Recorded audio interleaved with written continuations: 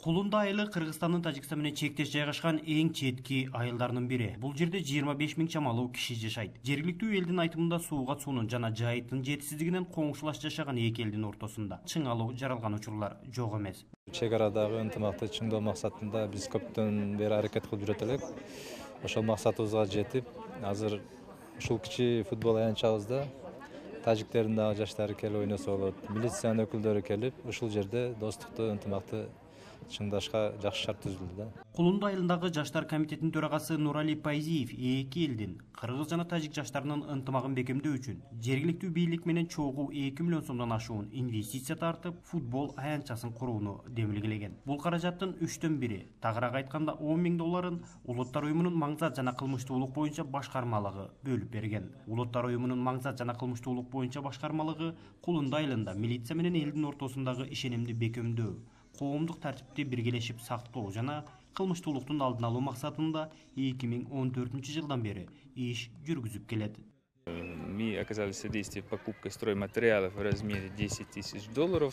Кулундуда жаңы футбол аянтчасынын курулушуна биз 10 миң долларга курулуш материалдарын сатып алууга жардам бердик. Футбол аянтчасынын ачылышы жергиликтүү коомчулук үчүн чоң ийгилик. Анткени бул аянтча жергиликтүү жаштардын демилгеси менен курулду десем болот. Спортту өнүктүрүү коомду өнүктүрүүгө жатат. Бул жаштар үчүн да достук ынтымакты бекемдөөгө чоң өбөлгө болот. Бул өзгөчө башка өлкөлөр менен чектеш жайгашкан аймактарда өтө маанилүү. Конечно, развитие спорта – это очень важно для развития общества в целом.